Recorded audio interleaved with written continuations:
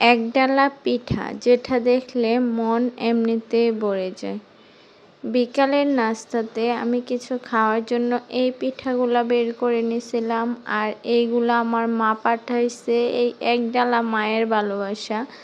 যেহেতু মার থেকে অনেক দূরে থাকি, তাই ঈদের পর আব্বা আসার সময় এই পিঠাগুলো দিয়ে দিছিল।